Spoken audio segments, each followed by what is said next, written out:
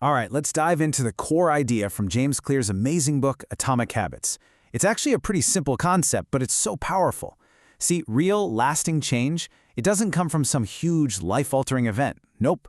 It's the compound effect of hundreds of tiny little decisions, these atomic habits, that slowly but surely shape who you become.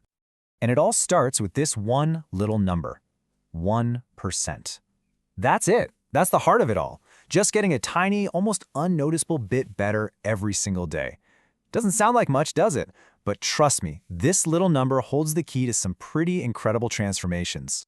So, let's just ask the question, what do you think really happens? If you improve by just that 1%, something you'd barely even notice from one day to the next, what's the end result after 365 days? Well, the answer, it's pretty staggering.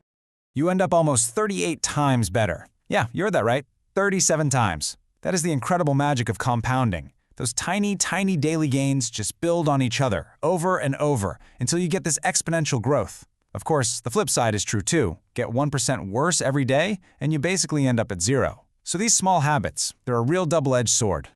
This is such a great way to picture how this works in the real world. Think about it. A plane takes off from LA, heading for New York. But if the pilot adjusts the course by just 3.5 degrees, that's a tiny shift you'd never even feel. It doesn't land in New York anymore. It lands in Washington, D.C. Our daily habits are exactly like that tiny adjustment. They determine our final destination. Which brings us to our first main idea, choti aadaton ki badi taakat, which means the power of tiny habits. And here's the thing to remember. Habits are basically the compound interest of self-improvement. You know how money multiplies with compound interest? Well, the effects of your habits multiply in the exact same way. They can either work for you or they can work against you. So what even is a habit, really? Well, it's your brain's automatic mode. It's a shortcut it's learned from doing something over and over again, all to save you time and energy.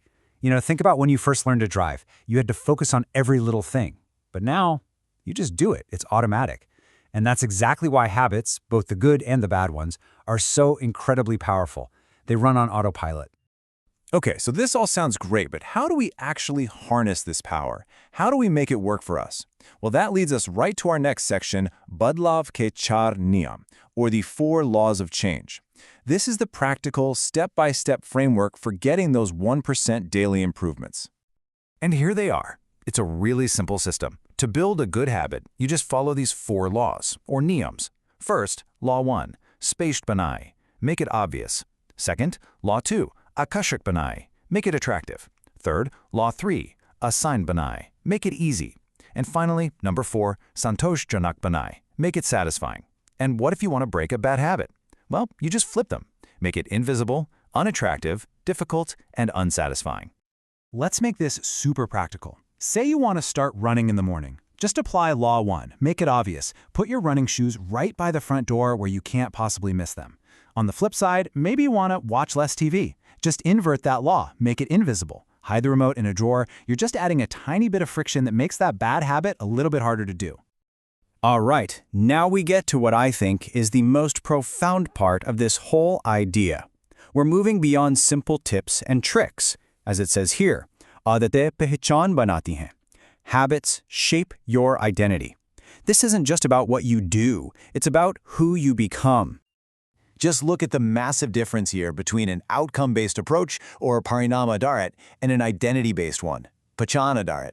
Most of us set outcome-based goals like, I want to run a marathon. But the real secret sauce is the identity-based approach. The goal isn't to run a marathon, it's to become a runner. The goal isn't just to read a book, it's to become a reader.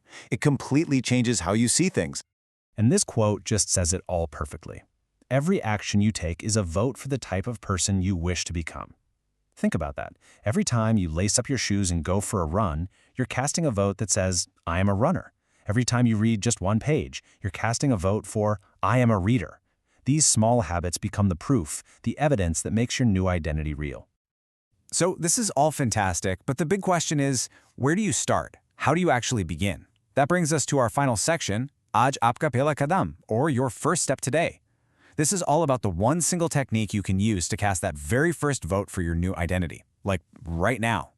It's called the 2-minute rule, And it is brilliant because it's designed to just completely crush procrastination.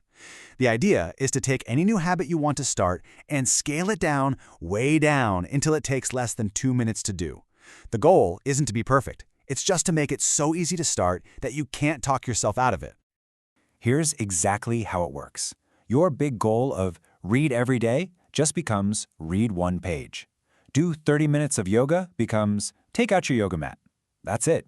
And run 3 miles just becomes put on your running shoes. See? You're not worrying about the huge goal yet. You're just mastering the art of showing up. And once you've started, it's so much easier to keep going. And that really brings us to the end. The real question is, what are you gonna do now? Based on everything we just talked about, what's the one tiny 2-minute action you can take today? What small vote will you cast for the person you want to become?